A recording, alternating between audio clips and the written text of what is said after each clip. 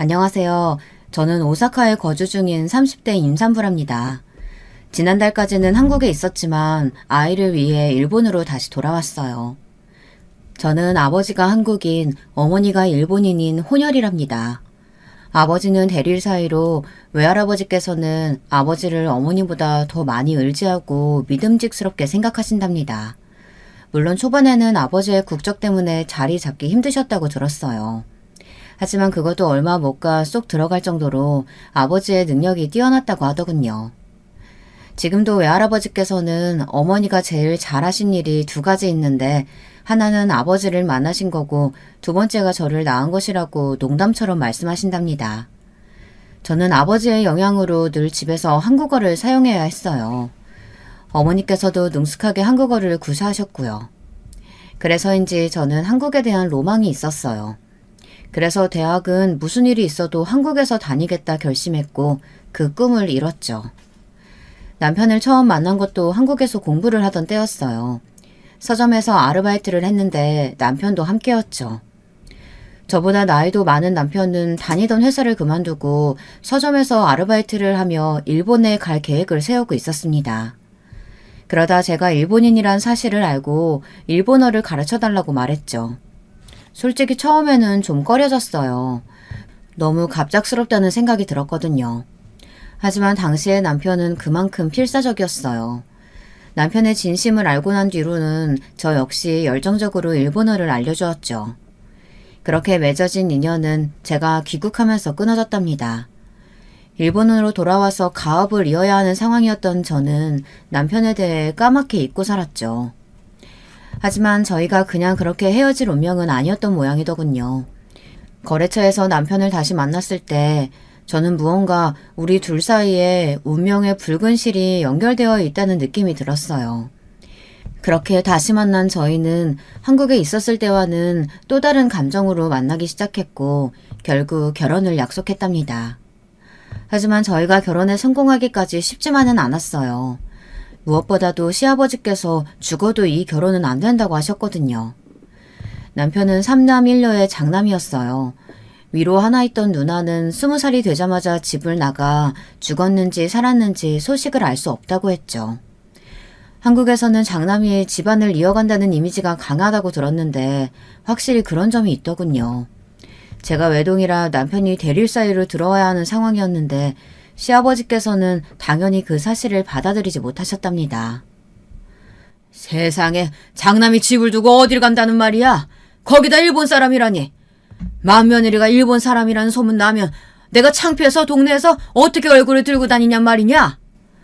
그런 말이 어딨어요. 지금 시대가 어떤 시대인데 장남이 무슨 소용이고 맏며느리가 뭐 어떻다고요. 우리 집안이 어떤 집안인지 몰라서 물어? 어느 양반 댁에서 장남을 다른 집에 준다는 말이야? 장남이 물건입니까? 주기는 뭘 줘요. 그리고 우리 집이 무슨 양반이라고. 거창하게 말씀하시지만 결국 사업으로 다 날려먹었으면서 아직도 양반 타령이세요? 그 입 닥치지 못해? 우리 집안이 어떤 곳인지 장남이 네가 더 잘 알만한 놈이 어디다 대고 함부로 입을 놀려? 내가 널 그렇게 키웠냐? 아버지가 언제 저를 키우시긴 하셨어요? 시아버지는 남편의 말에 얼굴이 벌겋게 달아오르시더니 손에 잡히는 대로 던지기 시작하셨죠. 저의 첫 시댁 방문은 그렇게 막을 내렸답니다. 시아버지의 반대는 생각보다 강력했어요. 그 뒤로 몇 번이나 찾아갔지만 소용이 없었죠. 남편에게는 남동생만 둘이었는데 둘 다 일찍 결혼을 했었죠. 그 때문인지 동서들이 저보다 나이가 많았답니다. 두 사람은 제가 시댁에 찾아갈 때마다 그 자리에 있었는데요. 저를 이상한 눈빛으로 바라보더라고요. 기분 탓인지는 모르겠지만 동서들 시선에 기분이 좋지만은 않았어요. 그날도 어김없이 당장 나가라는 호통과 함께 집을 나서는데 동서들이 제게 말을 걸더군요. 아주버님 어디가 그렇게 좋으신지는 모르겠지만 이 집 문턱 넘기 어려울 것 같은데 그냥 포기하지 그래요? 여기 좋을 것 하나 없어요. 이 정도면 충분한 것 같으니까 그냥 자기 나라로 돌아가요. 그런 눈치도 없어요? 반기는 사람 누가 있다고. 미련하게 구는 것도 정도 것이지. 이 정도면 민폐라고요. 동서들은 귀찮게 하지 말라고 하며 급기야 짜증을 내기도 했어요. 아마 그냥 포기하고 헤어지고 말지 뭐 하는 짓이냐고 혀를 차실 분들도 있으실 거예요. 제 주변에 있는 많은 분들이 같은 이유로 저를 말렸거든요. 하지만 저는 남편을 포기할 생각이 없었어요. 시아버지와 사이가 나쁜 남편은 굳이 허락받을 필요가 있겠냐고 했지만 저는 저 때문에 남편과 시아버지가 완벽하게 단절되길 바라지는 않았거든요. 그런 시아버지께서 달라지신 것은 정말이지 손바닥을 뒤집는 것보다 쉬웠어요.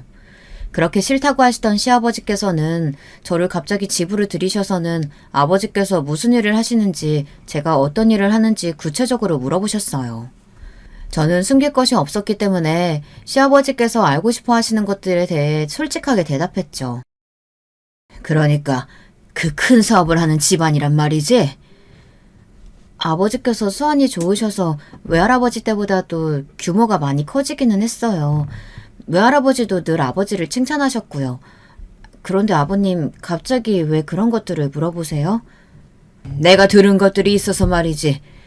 한국에 눈을 돌리신다고 들었는데. 한국에 오셔서 직접 둘러보실 생각이신 것 같으세요.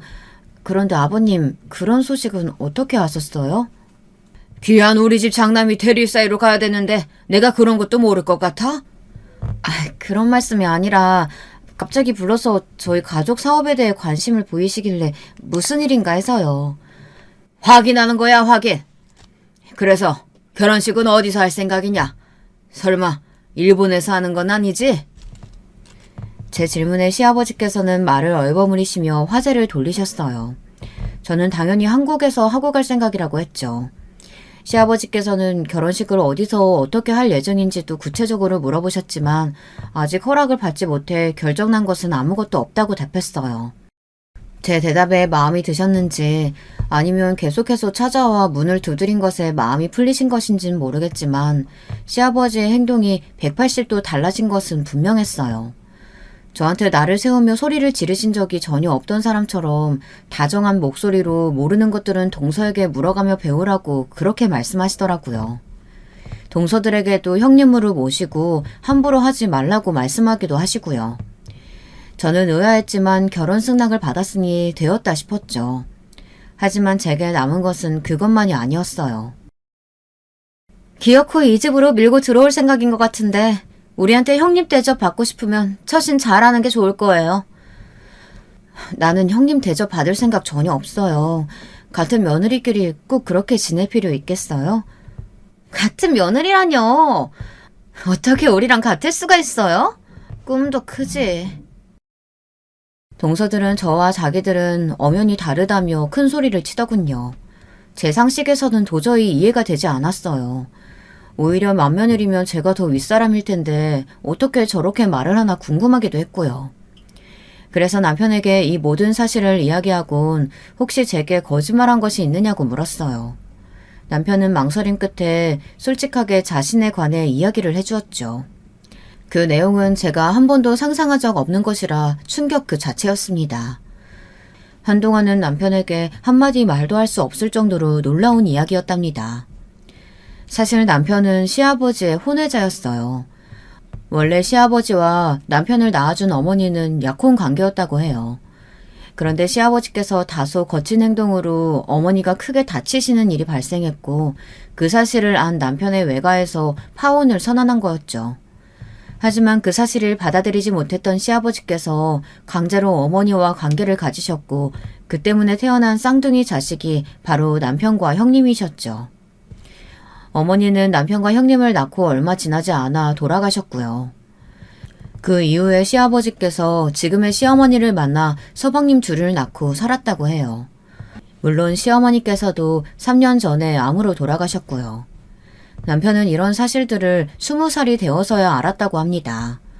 집에서 그만큼 쉬쉬하고 입단속을 한 덕분이었죠. 남편은 숨길 생각은 아니었다고 하며 미안한 표정을 지었어요. 물론 쉽게 받아들일 수는 없었습니다. 당연히 저도 고민의 시간이 필요했고요. 하지만 저는 길게 생각하지 않았어요. 제가 결혼하고 싶은 사람은 지금 제 눈앞에 서 있는 이 남자지 이 남자의 과거가 아니었거든요.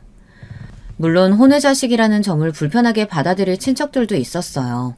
하지만 그것은 돌아가신 어머니나 남편의 잘못이 아니잖아요.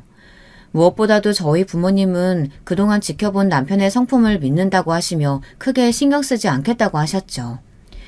약간의 위기가 있었지만 저와 남편은 무사히 한국에서 결혼을 하고 바로 일본으로 건너왔습니다. 남편은 다니던 회사를 정리하고 저희 집안일을 돕기 시작했죠. 남편은 정말 성실하고 꼼꼼했어요. 외할아버지도 인정하실 만큼 뛰어난 사람이었죠. 남편은 일본에서의 생활에 점점 안정감을 느끼는 것 같았어요. 반면 한국에는 1년에 한두 번 정도만 들어갔죠. 명절 때나 시아버지의 생신 정도였을까요? 그것도 남편은 가고 싶어 하지 않았지만 워낙 시아버지께서 전화를 하셔서 왜 안 오느냐고 호통을 치시는 바람에 어쩔 수 없었답니다. 제게 남편을 잘 달래서 데려오는 것도 능력이라고 하시면서 집안 행사에 장남 내외가 빠지는 것이 말이 되겠냐고 하셨죠. 저는 마지못해 남편을 설득하겠다고 말씀드렸답니다. 사실 저 역시도 남편 못지않게 가고 싶지 않았어요. 동서들과 마주하고 싶지 않았거든요. 그도 그럴 것이 신혼여행을 다녀오자마자 처음 인사를 드리러 갔는데 동서들이 얼마나 저를 무시하는지 정말이지 당장이라도 뛰쳐나오고 싶을 정도였답니다. 비록 본가에서 한국인으로 살았다고 하지만 제가 있던 곳은 일본이었고 저 역시 그 문화가 익숙한 사람이다 보니 잘 모르는 것이 있는 게 당연했죠. 하지만 동서들은 제가 실수를 할 때마다 핀잔을 주며 제게 제대로 하는 것도 없으면서 어떻게 이런 큰 집안의 맏며느리가 될 생각을 하느냐고 짜증을 냈어요. 그런 동서들을 바라보면서 저는 어린아이들의 모습이 생각났습니다. 자기가 가진 것을 뺏길까봐 전전긍긍하는 어린아이들 말이죠. 저는 맏며느리라고 어깨에 힘주고 동서들 마음대로 쥐고 흔들 생각 전혀 없거든요. 어차피 저는 일본에서 지내고 있으며 그이도 저희 집 대릴 사유가 되겠노라고 한 마당에 제가 여기 와서 콧대 높일 이유가 없잖아요. 누가 뭐래요? 당연한 소리를 뭘 그렇게 배려한다는 식으로 말해요? 그러게요. 누가 마음대로 하게 둘 줄 알고? 진짜 어이가 없네. 그러니까 괜히 저한테 날 세우지 말았으면 좋겠어요. 저는 정말 동서들이랑 잘 지내고 싶거든요. 제가 용기를 내서 먼저 이야기를 꺼냈지만 동서들은 코웃음을 치며 저 혼자 살겠다고 내빼는 사람이 무슨 할 말이 있느냐고 했습니다. 당시에는 그 말의 의미를 전혀 몰랐어요. 오히려 동서들이 괜히 티집을 잡으려고 말을 함부로 한다고 생각했죠. 저 말이 의미 그대로일 것이라고는 상상조차 하지 못했답니다. 그렇게 저와 동서들 사이는 여전히 냉랭 그 자체였어요. 제 딴에는 한다고 노력했는데 동서들은 여전히 요지부동이었죠. 한 번은 추석이었는데요. 회사 일이 늦게 끝나서 결국 비행기를 제때 구하지 못했습니다. 겨우 추석 전날 오후 비행기로 한국에 들어갔죠. 분명 싫은 소리 하실 텐데 싶어서 저는 시아버지께서 좋아하시는 술과 동서들 입을 막을 명품 가방을 급하게 구해서 들어갔답니다. 아니나 다를까 시아버지께서는 조상들 차례를 지내는데 이렇게 늦게 와서야 되겠느냐며 소리를 높이셨죠. 저는 욱하는 남편을 말리며 늦어서 죄송하다고 사과를 드린 다음 준비해간 술을 꺼냈어요. 일본에서도 귀한 술인데 시아버지께서는 바로 알아보시더라고요. 그리고는 헛기침을 하시며 슬그머니 술을 자신 앞으로 당기시고는 다음에 올 때는 시간을 넉넉하게 해서 차례 준비를 할 수 있도록 하라고 하시며 저녁이나 먹자고 하셨죠. 주방에서는 동서들이 저녁 준비에 한창이었어요. 저는 늦어서 미안하다는 말과 함께 선물을 건네며 저녁 준비를 돕겠다고 했죠. 그랬더니 설거지를 하던 막내 동서가 수세미를 세게 내리치더니 지금 사람을 뭐라고 생각하는 거냐며 쏘아붙이더라고요. 고작 그런 선물에 넘어갈 줄 알았냐고 말이죠. 이래서 사람을 들일 때는 집안을 봐야 한다는 소리가 있지. 천박하게 어디서 고작 선물 쪼가리 하나 들고 와서는. 나 혼참. 형님네 나라에서는 그렇게 했는진 모르겠지만요. 여긴 아니거든요. 하긴 반쪽짜리가 뭘 알겠어. 동서, 지금 뭐라고 했어요? 반쪽짜리? 그게 지금 사람한테 할 소리예요? 어디 틀린 말도 아닌데 왜 발끈하세요? 반쪽짜리 맞잖아요. 한국도 일본도 아닌 애매하게. 진짜 끼리끼리 어울린다고 해야 될지. 그 말이 딱이네. 끼리끼리. 아주버님도 혼의 자식이잖아. 거기다 형님은 반쪽짜리 한국인이고. 아주 천생연분 나셨어. 오늘 제가 늦는 바람에 둘이서 차례 준비하느라 힘들었다는 거 다 알고 그 부분에 대해서는 정말 미안해요. 하지만 아무리 그래도 윗사람은 나거든요. 예의는 좀 갖추지 그래요. 제가 가져온 선물을 식탁 위에 던지듯 올려두고는 방금 한 말에 대해 사과하라고 했어요. 제게 있어서 반쪽짜리라는 소리는 아킬레스건이나 마찬가지였거든요. 저는 일본에서 혼연이라는 이유만으로 차별을 받아오며 상처받은 일들이 한두 번이 아니었어요. 그것이 마음의 상처든 몸의 상처든 말이죠. 중학교를 다닐 때까지 줄곧 이어져 온 소리라 저는 그 반쪽짜리라는 말이 정말이지 소름 끼칠 정도로 견디기 힘들었답니다. 물론 이제는 어느 정도 내성이 생겼다곤 하지만 가족들에게 이런 소리를 듣는 것은 처음이라 정신이 아득해지는 기분이었죠. 하지만 두 사람은 절대 사과할 수 없다는 반응이었어요. 오히려 더 큰 소리를 냈죠. 주방에서의 소란스러움에 거실에 계시던 시아버지께서 큰 소리로 뭐하는 짓이냐고 화를 내셨어요. 그 소리에 사색이 된 동서들은 입을 꾹 다물고는 황급히 식탁에 던져준 제 선물을 챙기더니 일사불란하게 움직이기 시작했죠. 저는 시아버지의 말 한마디에 이렇게 달라지는 동서들을 보며 신기해하기도 하고 뭔가 꺼림칙하기도 했답니다. 저녁 식사를 마치고 저는 주방에 남아 뒷정리를 시작했어요. 동서들은 준비는 자기들이 했으니 깔끔하게 뒷정리하라는 말만 남기곤 방으로 들어간 상태였죠. 주방 청소까지 하고 나오니 동서들이 이야기를 나누는 것이 들렸어요. 제가 선물한 가방이 꽤나 마음에 드는 것 같았죠. 이거 일본에서만 구할 수 있는 그 라인이지? 세상에 이걸 어떻게 손에 넣었대? 돈 좀 있다 하는 집 딸이라고 하더니 진짜 부자인가 봐요. 그이가 그러던데 이번에 한국에서도 사업 크게 할 생각이라서 아버님이 엄청 노리고 있다던데요? 노려서 뭐 하시게? 한몫 크게 챙겨보시려고? 아버님은 그 돈을 다 어디다 쓰시려고 하는지 모르겠네. 아휴. 그러니까요. 여기저기서 부지런히 긁어모으시더라고요. 그리고 일본 형님 말이에요. 머리 어떻게 된 사람 아니에요? 아니 이렇게 돈이 많은데 왜 아주버님 같은 사람을 선택했대요? 고작 혼외자라니. 저라면 절대 그런 선택은 안 하죠. 그러니까. 그나저나 이 가방 너무 이쁘지 않아? 보는 눈은 있나 봐. 형님도 참 너무 좋은 티는 내지 마요. 기고만장해질라. 두 사람은 쉬지 않고 입을 놀리며 저와 남편을 욕하더군요.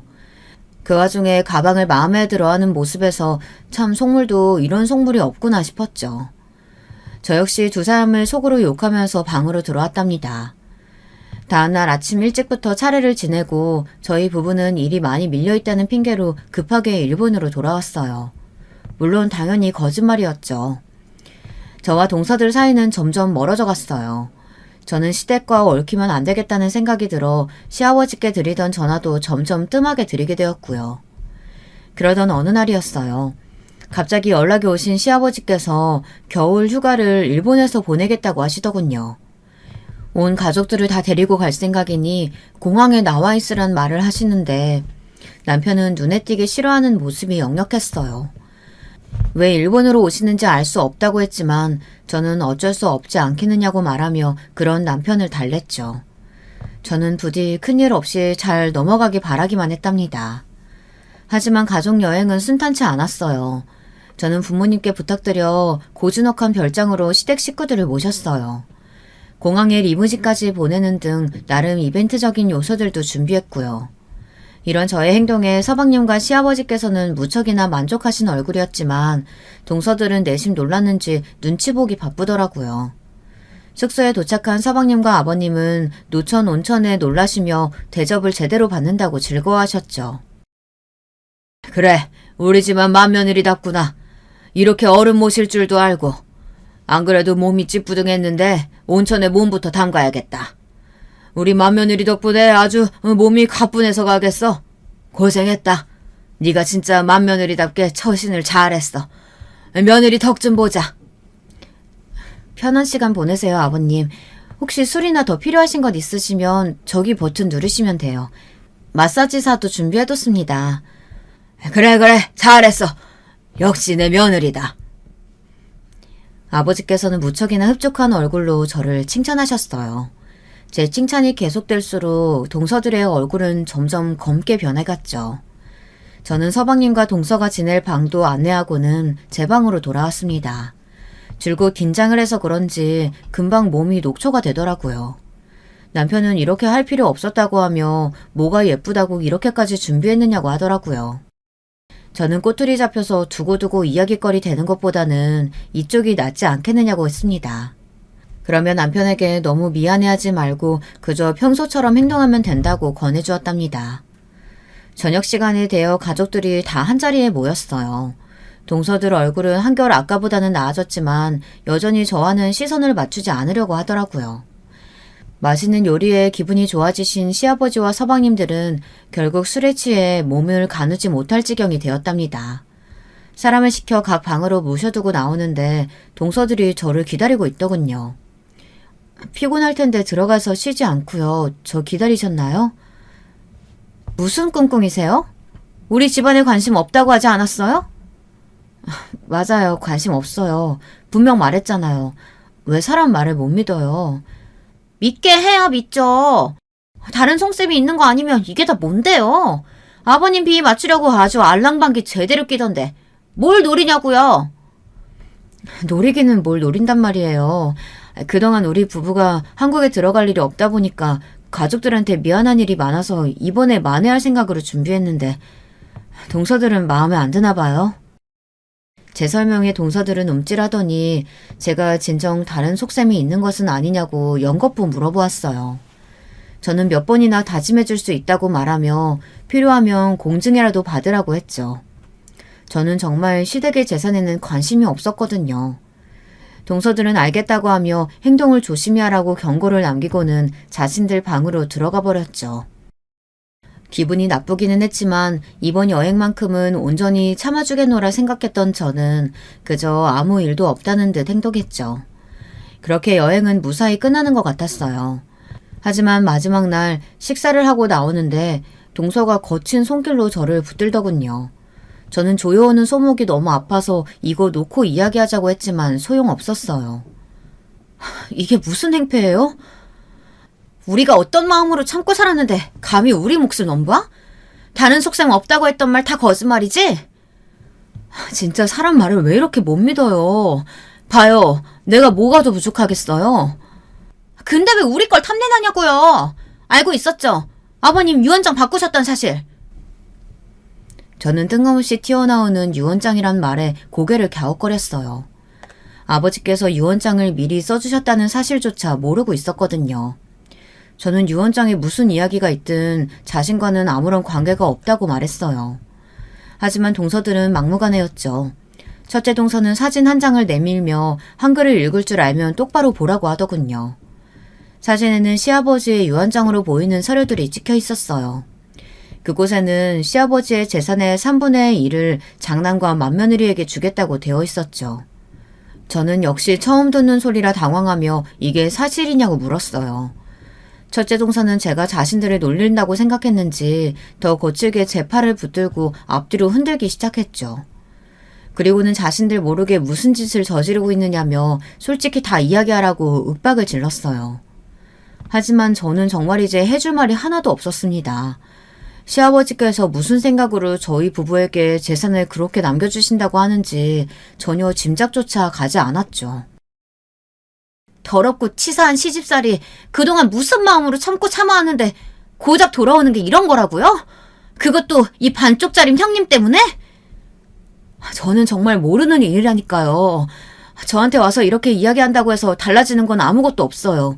그러니까 따지고 싶으면 직접 아버님께 가서 이야기하세요. 두 사람의 막무가내에 더 이상 참아줄 필요를 느끼지 못한 제가 동서들을 뿌리치며 소리를 높였어요. 두 사람은 다른 가족들 들으면 어떻게 하려고 하느냐며 조용히 하라고 했지만 저는 두려울 것이 없었죠. 저는 뭐가 그렇게 무섭냐고 하고 싶은 말이 있으면 크게 하라고 말했어요. 그러자 동서들은 사시나무 떨듯이 떨면서 후다닥 자신들 방으로 사라졌죠. 저는 크게 한숨을 내쉬곤 남편에게 가 모든 이야기를 전했어요. 남편도 의외라는 얼굴로 제게 진짜 시아버지의 유언장이 맞느냐고 물었죠. 저는 동서들이 그걸 가져와서 따지듯 물었으니 거짓말은 아닌 것 같다고 했답니다. 놓친 애가 노망이 났나. 재산은 무슨. 남아있는 거라고는 선산이랑 그 주변 땅 조금인데 그 땅도 묶여있는 거라서 따로 개발할 수도 없을 텐데 무슨 배짱으로 그런 소리를 유언장에 쓰시는지 모르겠네. 그리고 공장은 동생들이 맡아서 운영하고 있는데 그게 무슨 헛소리람. 그럼 동서들도 잘 모르고 그렇게 나한테 와서 따져서 물었다는 거예요? 그런 거 같아. 녀석들이 사실대로 재수씨한테 말했을 리가 없을 뿐더러 이런 사실이 밝혀지면 재수씨 친정에서 가만히 있겠어?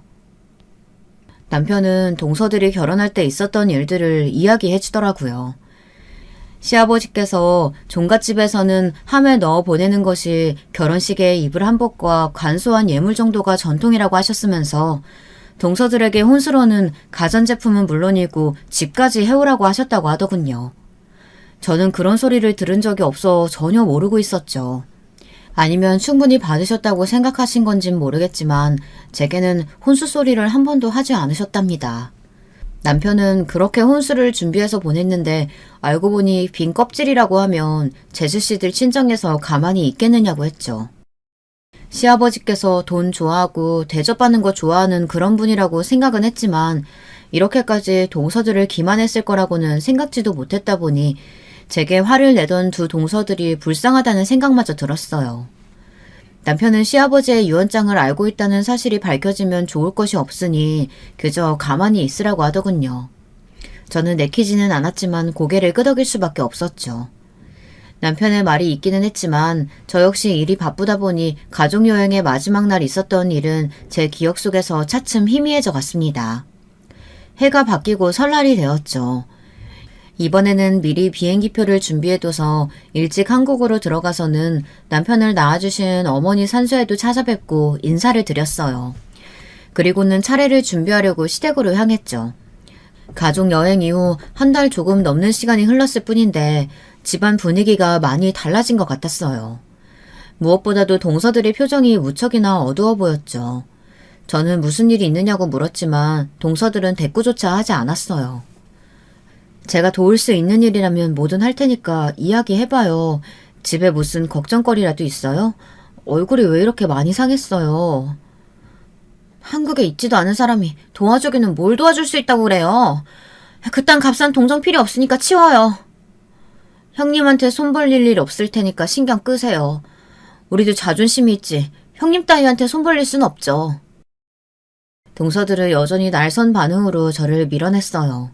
화가 치밀어 올랐지만 저는 좋은 날 웃으면서 지나가자는 마음으로 애써 웃어 보였죠. 그리고 저 역시도 동서들을 무시하고 제 할 일만 묵묵히 했답니다. 저녁 식사 시간이 되자 시아버지께서는 제가 가져온 술을 꺼내시며 기분 좋게 한 잔 가득 마시고는 역시 가족끼리 모여야 한다며 호탕하게 웃으셨어요. 하지만 시아버지를 제외한 그 누구도 밝은 얼굴은 아니었죠. 남편은 딱딱하게 굳은 얼굴을 하고 있었고 서방님들은 피곤한 얼굴로 빨리 자리에서 일어나고 싶은 모습이었어요. 그리고 동서들은 새하얗게 질린 얼굴로 앉아 있었고요. 그래, 둘째랑 셋째, 내가 시킨 일들은 다 해뒀냐? 네, 아버님. 아버님 말씀대로 정리해 두었습니다. 내가 일 시켰다고 불만 품고 헛짓거리한 건 아니겠지? 설마요. 아버님께서 시키신 대로 다 해두었어요. 시아버지께서는 동서들의 대답이 만족스럽다는 듯 웃으시고는 저와 남편을 향해 고개를 돌리시며 폭탄 발언을 하셨어요. 정말 상상조차 못했던 말이었죠. 그래, 그럼 됐다. 첫째야, 너도 이제 그만하면 되었으니 한국으로 들어와서 살지 그러냐? 그게 무슨 소리세요? 들어와서 살라니 어딜 들어와서 살라는 말이세요? 어디긴 어디야, 이 집이지. 그만하면 대릴 사이 노릇 충분히 한 것 아니냐. 그럼 이제 우리 집안 장남 노릇도 해야지. 와서 집안 사업에도 신경 좀 쓰고 저 녀석들만 가지고는 택도 없어. 집안 사업? 우리한테 그런 게 남았어요? 여기저기 빚쟁이들한테 다 빼앗겨서 동생들이 겨우 지키고 있는 작은 공장이 전부로 하는데요. 날려먹기는 누가 날려먹어? 나 아직 안 죽었다. 우리 집안이 얼마나 유서 깊은 집안인데 아직 멀쩡하다 이놈아. 그러니 장난답게 행동해. 됐습니다. 이 집 장난 그만둔 지가 언젠데요. 저는 이 사람이랑 일본에서 계속 지낼 겁니다. 시아버지께서는 화가 잔뜩 나셔서는 들고 있던 술잔을 힘껏 바닥으로 던지셨어요.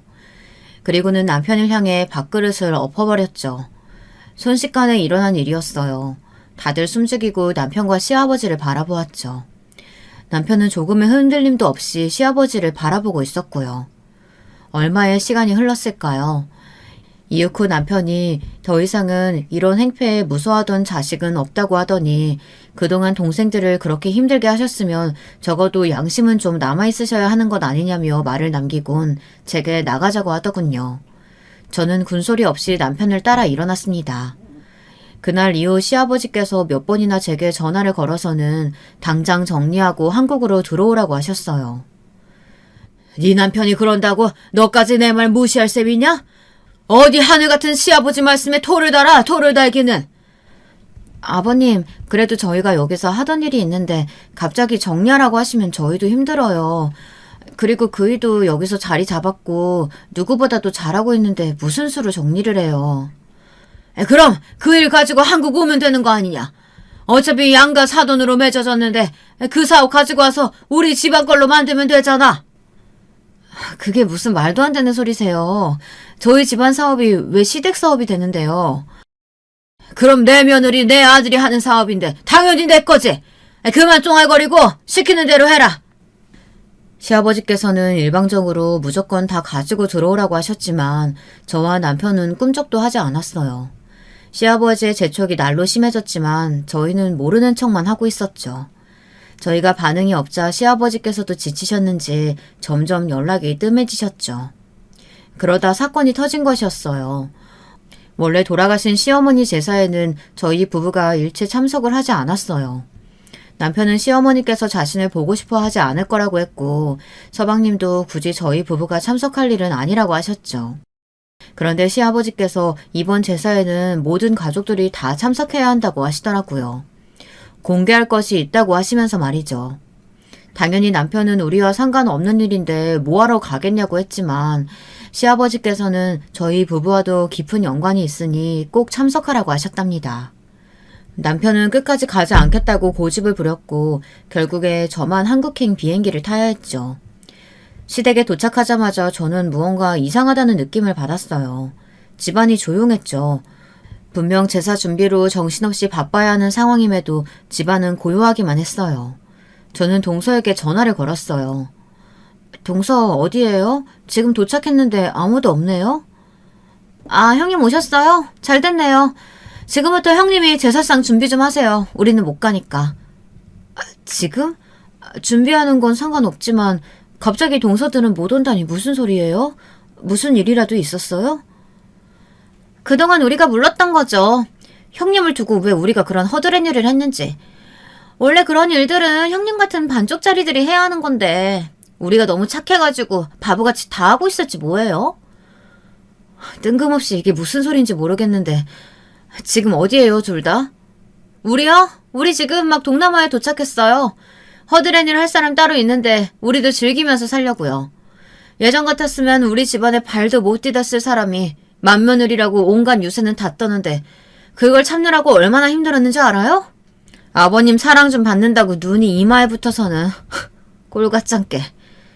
동서 선을 좀 넘는 것 같은데 분명 경고했지 말 조심하라고. 봐, 본성이 딱 나오잖아. 어디서 얌전한 척 꼬리를 쳐서는. 집에 개 한 마리를 키워도 혈통 따지고 부모가 어떤지 봐야 한다고 하잖아. 개새끼도 그렇게 들이는데 하물며 사람은 어떻겠냐고.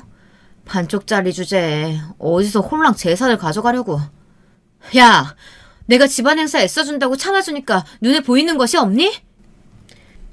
더 이상 참지 못하고 소리를 지르자 동서들은 낄낄거리며 웃더니 지금껏 자기들이 바보처럼 당하기만 했는데 이제부터는 저 혼자 다 겪어보라는 알 수 없는 말을 남기고는 전화를 끊어버렸어요. 저는 치밀어 오르는 화를 주체하지 못하고 혼자서 씩씩거리고만 있었죠. 막말로 저희 어머니 제사도 아닌데 제가 여기에 있을 이유가 뭐가 있겠나 싶어 바로 일본으로 돌아가기 위해 비행기 표를 알아보는데 문이 열리면서 시아버지께서 들어오셨어요. 한 손에는 검은 비닐봉지로 길이가 긴 무언가를 사들고 말이죠. 시아버지께서는 다들 어디 갔냐고 물어보시더니 저더러 혼자 왔느냐고 하셨죠. 저는 침착하게 동서들과의 이야기를 하려고 했어요. 그런데 화가 너무 나서 호흡이 진정이 되지 않더라고요. 시아버지께서는 제 등을 토닥이며 천천히 이야기해보라고 하시고는 무슨 일이냐고 물어보셨어요. 아버님, 동서들이 글쎄 진짜 제가 무슨 죄를 지었다고 그런 말을 하는지 정말 죽고 싶어요. 아니, 천천히 이야기해보라는데 울긴 왜 울어? 둘째랑 셋째는 어디 가고 너 혼자 있었어? 막상 이야기를 하려는데 갑자기 설움이 복개쳐 오른 저는 눈물을 꾹꾹 참아가며 동서들과의 전화통화에 대해 말씀드렸어요. 무슨 일이 있었느냐고 혹시 시아버지는 알고 계시냐고 물었지만 시아버지께서는 벌겋게 달아오른 얼굴을 하시곤 아랫입술을 일자로 굳게 다무셨죠. 그리고는 손에 쥐고 있던 긴 봉지를 만지작거리며 따끔하게 혼쭐을 냈어야 하는데 부족했다고 중얼거리셨어요. 저는 무슨 소리냐고 물었지만 시아버지께서는 아무 일도 아니라고 하시더니 시간도 늦어 비행기도 없을 테니 하룻밤만 자고 가라고 하시더군요. 시아버지께서 권해주시는 것이라 당연히 그렇게 하겠느라고 대답해야 하는데 이상하게 불안한 마음이 들었어요. 그래서 저는 근처 호텔에서 자고 일찍 비행기를 타겠다고 했죠. 하지만 시아버지께서는 시댁에 와서 그냥 가는 법이 어디 있느냐고 무서운 얼굴로 자고 가라고 하시더라고요. 그 눈이 어찌나 무서운지 차마 싫다는 소리는 못하고 결국 시댁에 올 때마다 사용하던 방에서 하룻밤 자고 가기로 했답니다. 온몸이 피곤했지만 이상하게 잠은 오질 않았어요. 오히려 더 정신이 또렷해지기만 했죠. 옷도 갈아입지 않고 침대에 누워있던 저는 아침이 되면 바로 이 집을 나설 생각으로 날이 밝기만을 기다리고 있었어요. 하지만 제가 원하는 대로 일은 흘러가지 않았어요. 새벽 6시가 되자마자 집을 나설 생각으로 저는 방문을 잡았는데 이게 무슨 일인지 손잡이가 돌아가지 않더라고요. 어디 문이 고장났나 싶어서 힘껏 힘을 주기도 했지만 무언가에 가로막혀 있는 것인지 꿈쩍도 하지 않았죠.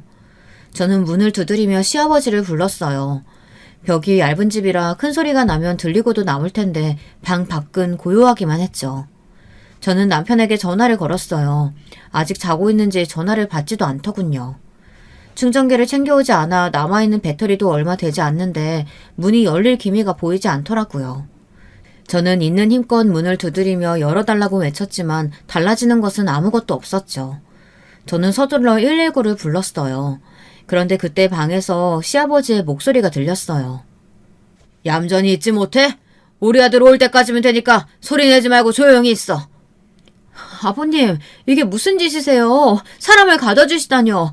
당장 119 부르겠어요. 마음대로 해봐라. 만에 하나 사람 부르면 내가 무슨 짓을 할지 어떻게 알고? 네? 아버님, 그게 무슨... 그러니까 처음부터 집에 들어오라고 했을 때 순순히 왔었어야지. 왜 사람이 이렇게까지 하게 만들어? 하여튼 여자들은 맞아야 정신을 차린다니까. 다른 것들도 한동안 손 안 댔더니 겁을 상실해서 뭐? 동남아? 감히 누구 돈으로 동남아를 가? 저는 시아버지의 말씀에 정신이 아득해지는 것 같았어요. 아니 이게 다 무슨 소리인가 싶었죠. 순간 예전에 동서들이 한 말이 떠오르더군요.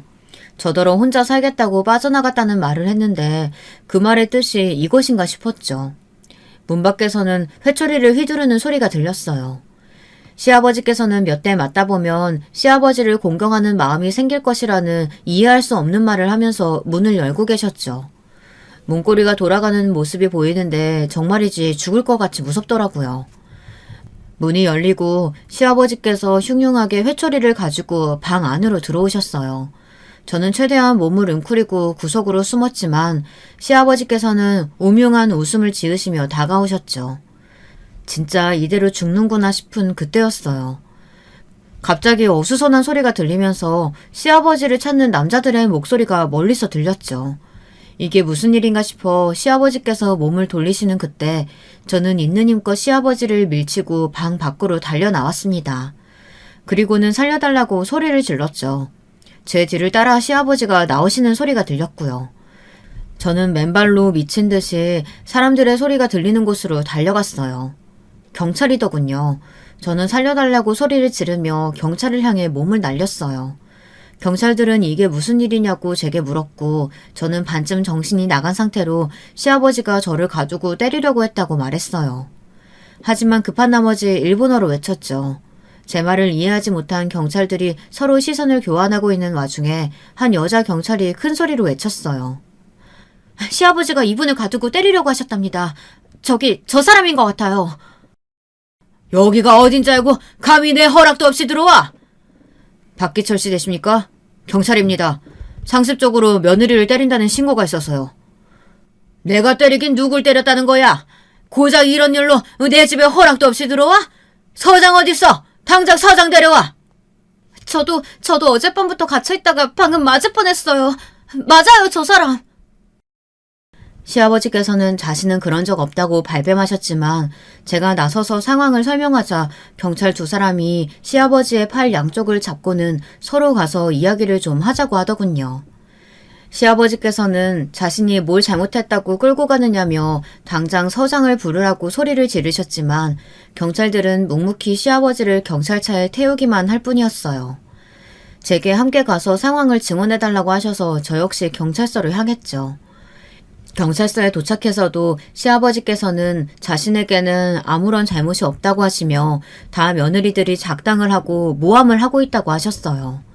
제가 나서서 있었던 일을 증언하자 시아버지께서는 자신은 훈역을 했을 뿐 때린 적은 없다고 하시더군요.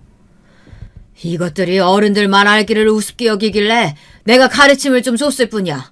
그게 어떻게 때린 게 된단 말이야? 사랑의 매 몰라? 다 가풍 위해서 내가 훈육했을 뿐이라고. 훈육이라니. 지금이 어떤 시대인데 회초리를 휘두르신단 말이세요. 저한테 뭐라고 하셨어요? 여자는 맞아야 정신을 차린다면서요. 이게 어디다 대고 눈을 똑바로 뜨고. 시아버지께서 제게 달려들려고 하자 경찰들이 제 앞을 막아서고는 강한 힘으로 시아버지를 누르더군요.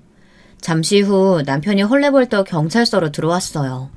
제가 연락이 되지 않아 걱정이 되어 한국행 비행기를 탔는데 한국에 도착하자마자 제가 남긴 음성을 듣고 달려왔다고 하더군요. 남편을 보니까 긴장된 마음도 풀리는 것이 눈물이 터져 나왔어요. 경찰에게서 설명을 듣고 난 남편은 다짜고짜 시아버지께 다가가서 주먹으로 뺨을 후려치더군요. 경찰들이 미처 막을 새도 없이 말이죠. 시아버지께서는 어디 자식의 아비를 때리느냐고 당장 잡아가라고 경찰들에게 고래고래 소리를 질렀어요. 남편은 앞으로 자신은 부모가 없다 생각하겠다고 말하고는 경찰들에게 조사가 끝나면 가도 되느냐고 물었죠. 시아버지께서는 당장 무릎을 꿇리지 않고 뭐하는 짓이냐고 경찰들에게 따졌지만 경찰은 그런 시아버지를 외면하고는 저를 보며 가도 좋다고 하더라고요. 일본으로 돌아오는 비행기에서 저는 앞으로 한국에는 절대 가지 않겠다고 말했어요. 남편 역시 이제 자신에게 남은 가족은 저와 저희 부모님이 전부라고 말했죠. 나중에 들었지만 시아버지께서는 수시로 동서들을 때리셨다고 해요. 그러면서 혹시나 동서들이 신고를 할까 싶어서 동서들 약점까지 하나씩 쥐고 계셨다고 하더라고요. 각자 사정은 있었지만 그 약점 때문에 맞으면서 아프다는 소리도 못 내고 있었는데 제가 시집을 온 것이었죠. 하지만 저는 한국에 있는 시간이 없다 보니 동서들처럼 맞을 일이 없었던 것이 문제였더라고요. 자기들만 당하는 것이 억울하기도 하고 제가 얄밉기도 하면서 저도 당신들과 같은 일을 당했으면 좋겠다고 생각을 한 모양이더라고요. 그런데 그렇게 못된 마음을 먹었으면서도 마음 한구석에 죄책감이라도 남았는지 결국에는 시아버지를 경찰에 신고했고 덕분에 큰 일이 일어나지 않을 수 있었죠. 두 사람이 제게 반쪽짜리니 뭐니 하면서 상처 주는 말을 한 것도 다 자신들은 고통 속에 사는데 저만 멀쩡한 것에 화가 났기 때문이라고 들었어요. 어처구니가 없었죠. 시아버지께서 저지른 행동은 그뿐만이 아니었어요. 막상 붙잡아두고 조사를 시작하니 양판 껍질 벗기듯이 죄목들이 하나씩 드러나고 있더라고요. 동서뿐만 아니라 남편에게는 새어머니가 되시는 시어머니께서도 암으로 돌아가신 것이 아니라 시아버지께 맞으면서 치료를 제때 하지 못해서 돌아가셨다고 하더라고요.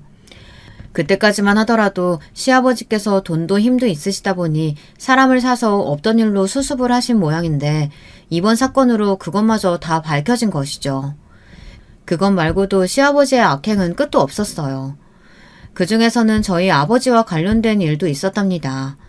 곧 일본에서 건너온 사업가가 여기서 자리를 잡을 생각이라는 말로 주변 사람들을 현혹시켜 투자자들로 하여금 성금을 받아서 챙긴 혐의가 있더라고요. 그 금액이 억 단위가 된다는 소리에 진짜 기가 막혔죠. 아버지께서는 자신을 그런 것에 연관시켰다고 분노하시며 시아버지께 피해 보상금을 받아내시겠다고 한국 변호사까지 준비를 시키셨어요. 솔직히 처음 소식을 들었을 때는 제게 이혼을 하라고 하셨어요. 시아버지에 대한 분노가 남편으로 향했던 것이죠. 물론 남편의 잘못이 아니라는 것은 머리로는 이해하셨지만 마음으로 받아들이기 쉽지 않잖아요. 하지만 제가 임신했다는 사실을 알고는 결국 남편의 일은 넘어가기로 해주셨답니다. 원래 결혼 전에는 아이를 한국에서 키우자고 이야기했었는데 이번 일을 겪으면서 도저히 한국에서 살 자신이 없더라고요. 여전히 한국은 제게 있어 고마운 나라이고 사랑스러운 나라이지만 그 일을 겪고 나서는 용기가 나지 않았죠. 시아버지의 그 흉흉한 모습이 자꾸 떠오르기만 하고요. 그래서 일본에서 아이를 낳고 키우기로 결정했답니다.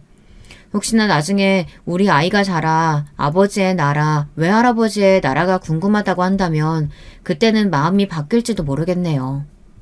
오늘 제 이야기 끝까지 들어주셔서 정말 감사합니다.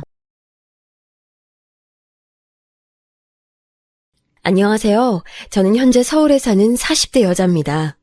곧 이사갈 예정이라 요즘 한창 짐 정리로 바쁜데 마침 짐을 싸다가 사진 몇 장을 발견했어요.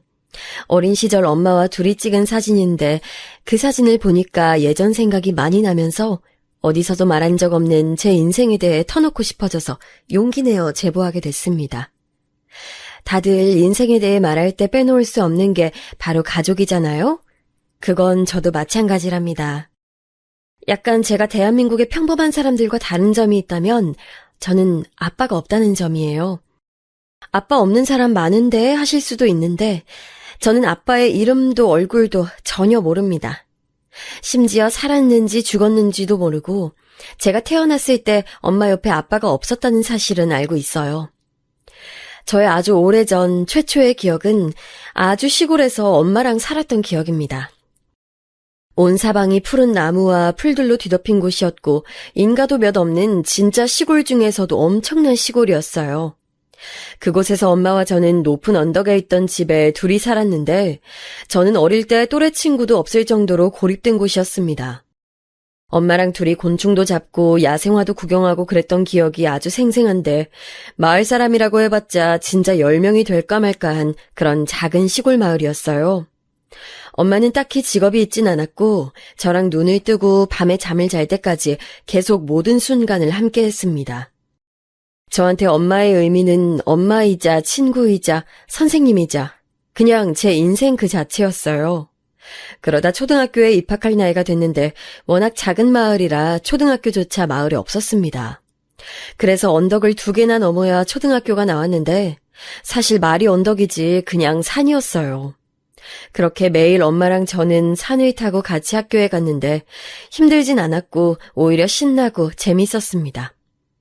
1시간은 가야 학교가 나왔는데 가는 길에 엄마랑 같이 노래도 부르고 대화도 하면서 학교에 가곤 했어요. 제가 수업을 받는 동안 엄마는 운동장이나 학교 옆을 산책하며 저를 기다렸습니다. 혼자 집에 갈 수 있으니 신경 쓰지 말고 집에 가라고 해도 엄마는 늘 괜찮다고 말했어요. 혹시 친구랑 놀고 싶으면 엄마한테 말하라고 했는데 저는 어릴 때부터 엄마와 둘이 붙어서 지내서 친구랑 노는 것보다는 엄마와 노는 것이 더 재미있었고 좋았답니다. 그리고 사실을 말하자면 옆 동네라고 해봤자 거기도 시골이라 학생 수가 진짜 적었는데 저만 다른 동네 아이라서 그랬던 건지 저를 그렇게 자기들 놀 때 같이 놀자고 하지도 않았어요.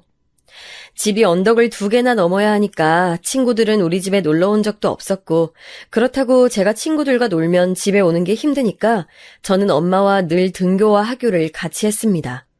초등학교 때 도시락을 싸서 다녔는데 엄마는 새벽에 일어나서 제가 먹을 도시락을 싸서 주셨습니다. 그 소리를 들으며 잠을 깨는 게 그렇게 좋을 수가 없었어요.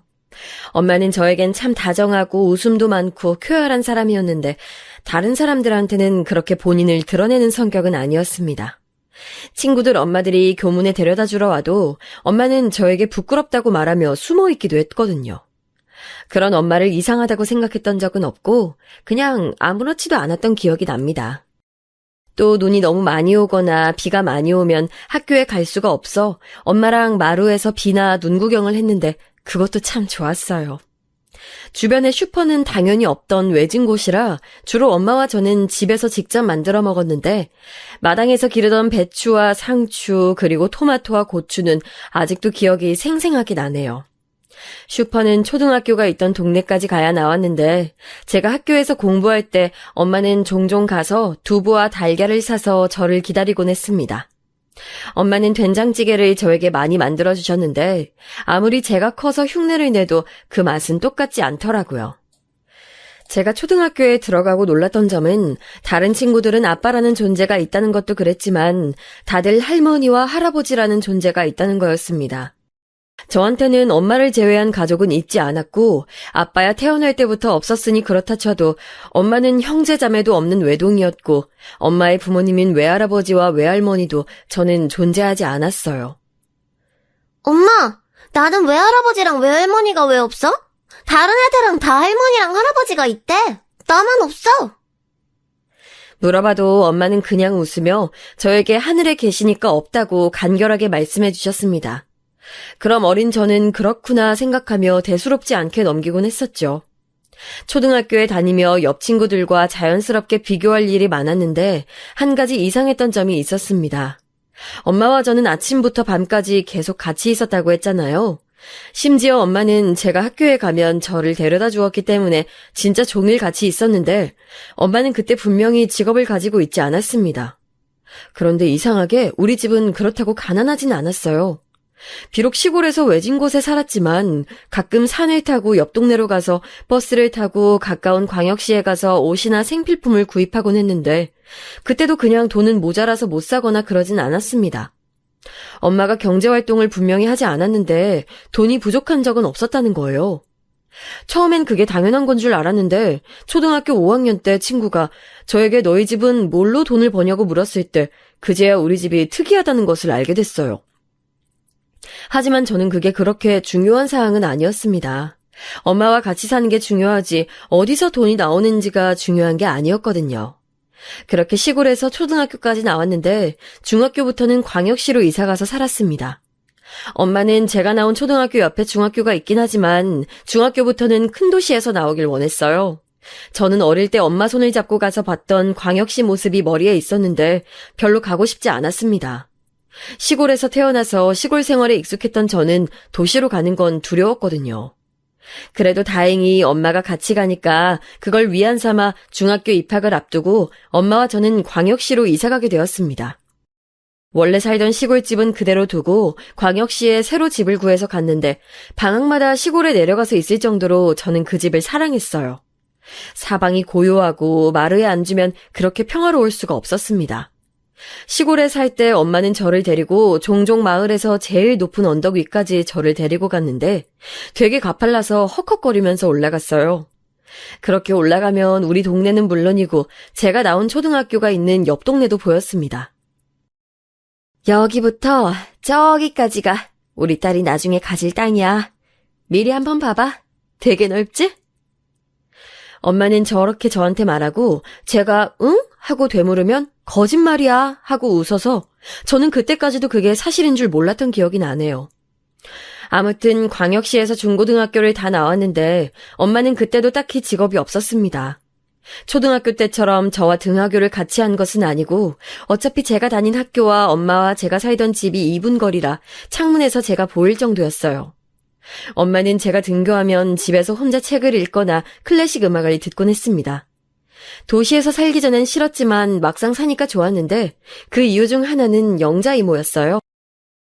영자 이모는 엄마의 오랜 친구고 제가 살던 시골이 고향입니다. 엄마랑 매우 친밀한 관계를 유지하고 있었고 아주 어릴 때 엄마 손을 잡고 도시에 왔을 때 그때 보았던 기억은 나요.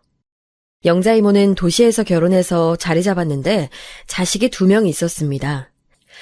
저보다 나이 어린 남자 형제들이었는데 이모와 엄마는 우리를 데리고 햄버거를 먹으러 가거나 실내 놀이터를 데리고 가고는 했어요. 저도 중학생 때는 친구가 드디어 생겼는데 그 친구들을 데리고 집으로 오면 친구들이 항상 저에게 너희 집 부자냐고 물었던 기억이 납니다. 저는 그때마다 아니라고 답했는데 친구들이 놀러 오면 엄마는 항상 찬장에서 고급 과자를 꺼내줬어요. 그걸 먹은 친구들은 너무 맛있다고 우리 집에 또 오고 싶어 했고 어렸던 저는 친구들에게 인기가 많아지니까 마냥 좋았습니다. 그렇게 중학교와 고등학교는 무난하게 지나갔는데 엄마는 이왕 도시까지 왔으니 공부는 할 수 있을 때 실컷 해야 한다고 저에게 과외도 많이 시켰어요.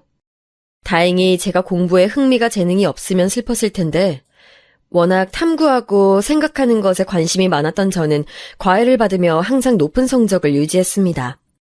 과목마다 과외 선생님이 있었고 돌아가며 우리 집을 방문했는데 이것도 나중에 알고 보니 아주 비싼 선생님들이었어요. 제가 특이하게 해물을 먹으면 두드러기가 나는 알레르기가 있어서 중고등학교 때도 도시락을 싸서 다녔습니다. 엄마는 매일 저에게 도시락을 싸주셨는데 3단 도시락을 매일같이 싸주셔서 친구들이 부러워했던 기억이 나요. 그때 당시 희귀했던 소시지나 어묵이 가득 있어 점심시간이 되면 친구들이 저에게 밥을 같이 먹자고 온 적이 셀 수도 없습니다. 엄마는 분명 직업이 없었는데 돈이 어디서 나올까 하는 의문은 제가 고등학생 때 비로소 들었던 것 같아요.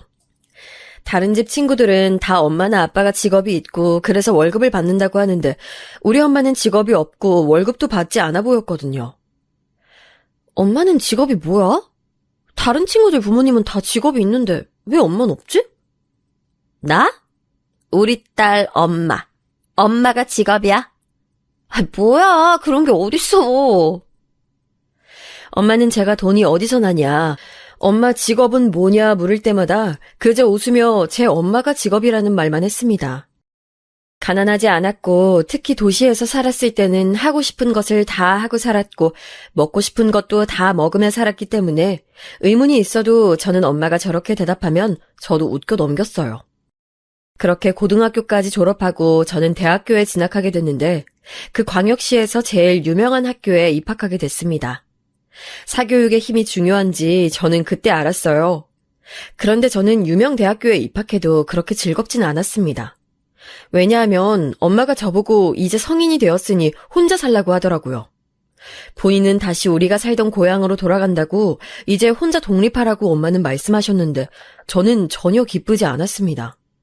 친구들은 좋은 거 아니냐고 축하한다는데 진짜 저는 엄마와 떨어지느니 차라리 시골에서 대학을 가지 않는 것이 나았어요. 태어나서 처음으로 싫다고 엄마한테 강하게 말하고 난리를 쳤는데도 엄마는 완강했습니다. 무슨 일 생기면 엄만 멀리 있으니까 영자 이모한테 부탁하라는 엄마의 말에는 대답도 하지 않았을 정도였죠. 그렇게 엄마는 진짜 시골로 돌아가고 저는 혼자 대학교에 다녔는데 성적이 좋아서 기숙사에서 4년 동안 다닐 수 있었습니다. 제가 중학교랑 고등학교를 여자만 있는 학교를 나왔어요. 그래서 대학 생활은 저에게 어색하고 놀라운 경험이었습니다. 거기서 저는 첫 남자친구도 만나게 됐어요. 국어국문학을 전공했던 저는 중앙 동아리를 했는데 거기서 체육 전공이던 저보다 2살 많은 오빠에게 첫눈에 빠지게 됐습니다. 다행히 저만 오빠를 마음에 들어한 게 아니고 오빠도 저를 좋아해서 우리는 만난 지 얼마 되지 않아 사귀게 됐어요. 남자친구는 잘생긴 외모와 큰 키 때문에 저와 사귀면서도 주변에 여자가 그렇게 많았습니다. 성격이 활발하고 부침성이 좋아 주변에 사람이 끊이지 않았는데 저는 이 부분이 너무 힘들었어요. 같이 있고 싶은데 남자친구는 데이트하다가도 모임이 있다고 쌩 가버리는 때도 종종 있었을 정도였죠. 제가 서운하다고 하면 어려서 뭘 모른다고, 저보고도 친구와 자주 만나라고 하던 남자친구가 미웠지만 그래도 외모가 마음에 들고 또 제가 너무 좋아해서 헤어질 순 없었어요. 저는 남자친구의 군대도 기다려줬는데 그때 알게 된 사실은 남자친구도 아버지가 안 계시고 어머니만 있다는 것이었습니다. 그 사실을 알고 공통점이 생겨 저는 남자친구가 더 좋아졌어요. 군대에 갔을 때 남친이 첫 휴가를 나왔는데 그때 저에게 본인 어머니를 소개해줬습니다. 남자친구 어머님은 생각보다 약간 무서웠는데 표정 변화가 그리 많은 편이 아니라 그렇게 느낀 것 같아요. 엄마와 영자 이모는 늘 저에게 다정했고 잘 웃어서 무뚝뚝하고 쌀쌀맞은 남자친구의 어머님은 대하기 힘들었습니다. 남자친구가 군대에서 전역하고 저는 처음으로 전역한 남친을 데리고 우리 시골로 가서 엄마를 보여주었어요. 사실 저는 그때 이미 결혼하고 싶은 마음이 커서 엄마한테 결혼 상대로 어떠냐고 보여준 거였습니다. 제가 고향에 가자고 하니까 남친은 알겠다고 했는데 터미널에 가서 버스를 타고 내려서 언덕을 건널 때 남친은 급격하게 말수가 줄어들었어요. 오빠, 힘들어? 쉬었다 갈까? 조금만 더 가면 되는데. 아니야, 빨리 가야 이따 막차 안 놓치지. 나 체대 나왔잖아. 힘들진 않아. 체육 전공이라 체력적으로 힘든 것은 아니었을 거고 그냥 남친은 태어나서 이런 시골 풍경을 처음 봐서 놀랐던 것 같아요.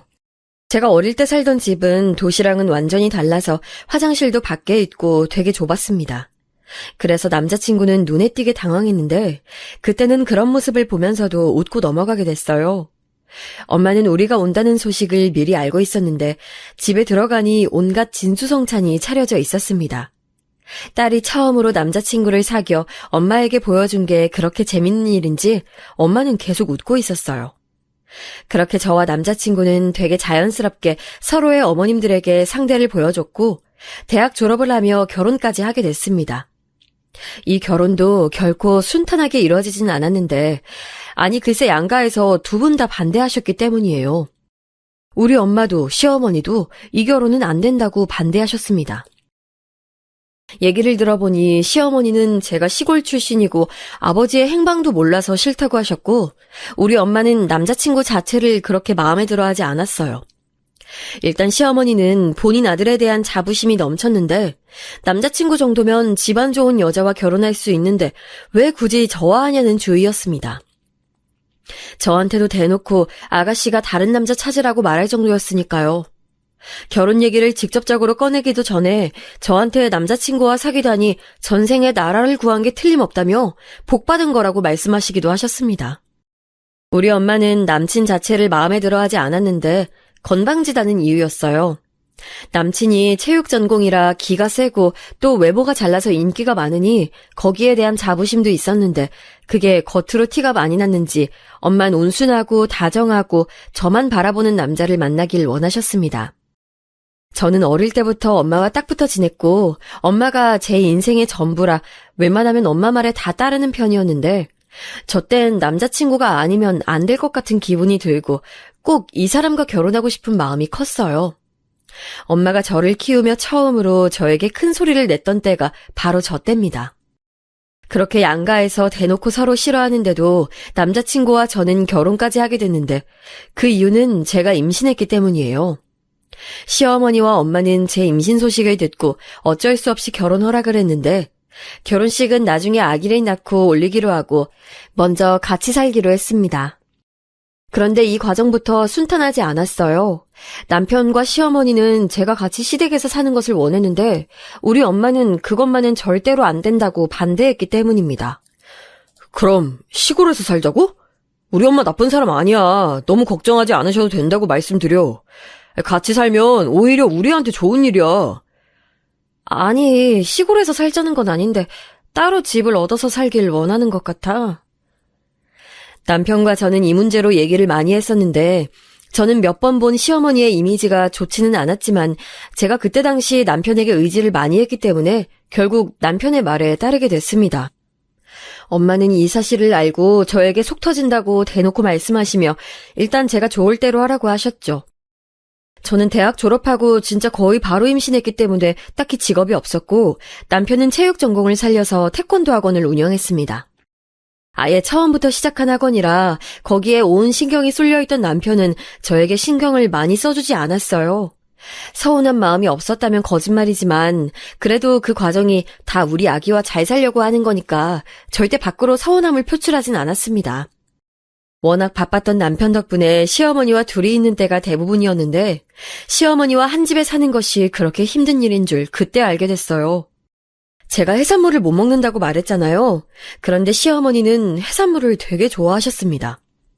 음식은 개인의 취향 차이이고 당연히 해산물을 좋아할 수 있어요.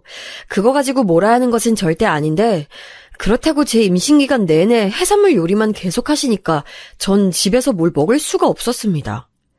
엄마가 제가 결혼할 때 절대 남편과 시어머니에게 말하지 말라고 하며 따로 돈을 줬는데 그 돈이 아니었으면 전 절대 버티지 못했을 거예요. 아침부터 생선을 구워 온 집에 생선 굽는 냄새가 진동하고 찌개도 동태찌개나 매운탕을 그렇게 좋아하셨습니다. 시어머니는 굴을 정말 좋아하셨는데 제가 해산물 중에서도 특히 아예 못 먹고 싫어하는 게 굴이거든요. 그런데 시어머니는 굴을 좋아하니까 김치에도 굴을 넣으셔서 드셨습니다. 그러니 저는 시댁에서 뭘 먹을 수가 없었어요. 하지만 남편은 그런 입맛이 익숙하고 또 제가 들어가서 사는 거니까 꾹 참고 혼자 밖에서 사 먹으며 버텼습니다. 엄마가 반대했던 결혼이기 때문에 이 얘기하면 속상할까봐 엄마에겐 말도 못했었죠. 시어머니는 제가 입는 옷에도 관심이 많았는데 저는 옷에 관심이 진짜 아예 없어서 대학생 때도 심지어 엄마가 백화점에 데려가 사준 옷들을 주워 입었습니다. 그런데 시어머니는 저보고 어디서 돈이 나서 백화점 옷을 입냐고 저한테 물어서 엄마가 사줬다고 하니까 믿지 않았어요. 시어머니와 남편은 우리 집이 굉장히 가난하다고 믿고 있는 것 같았는데 굳이 해명할 필요를 느끼지 못해서 해명하지 않았습니다. 남편의 태권도장은 생각보다 잘 됐는데 처음엔 그렇게 고생하더니 학생들이 늘어 새로 사범님을 구할 정도로 크게 됐어요. 저도 태권도장에 만삭인 채로 나가 열심히 도울 수 있는 것은 다 도울 정도로 노력했습니다. 이 일 때문에 남편은 매우 바빠서 저에게 신경을 많이 써주지 못해 미안하다고 했는데 전 아무렇지도 않았어요. 그냥 제가 아빠라는 존재가 없었으니 우리 자식한테 아빠가 있다는 점 그 자체가 좋았기에 시어머니와 음식 취향이 맞지 않고 간간히 저를 건들고 남편이 저에게 큰 신경을 쓰지 않아도 다 괜찮았습니다. 그렇게 저는 마침내 아이를 낳게 됐는데 성별은 딸이었고 성별 상관없이 저는 제 자식이 세상에 태어났다는 사실이 너무 좋았어요. 하지만 시어머니는 달랐습니다. 아들이 아니라는 이유로 우리 딸을 예뻐하지도 않았는데 심지어 100일도 되지 않은 딸을 안고 있는 저에게 아들을 꼭 낳으라고 말하기까지 했어요. 반면 엄마는 성별은 상관없다고 우리 딸을 아주 예뻐했는데 시골에 사셨기 때문에 아이를 자주 보진 못하셨습니다. 저는 제가 어릴 때 살았던 집에서 산후조리를 하고 또 아이가 3살 정도까지는 기르고 싶었는데 남편의 반대로 무산됐어요. 제가 자랐던 집이 진짜 경치도 좋고 공기도 맑고 푸른 나무들이 가득해서 아이들이 뛰어놀기에 최고거든요. 제가 그렇게 자랐기 때문에 누구보다 만족감을 잘 아는데 남편은 그럼 본인의 태권도장은 어떡하냐고 무조건 시댁에서 같이 살자고 저를 설득했습니다. 아쉬운 마음이 있었어도 저는 아이에게 아빠라는 존재를 알려주고 싶어 알겠다고 하고 시댁에서 계속 살았는데 시어머니는 제가 딸을 낳자 그 뒤부터 시집살이를 시키셨어요.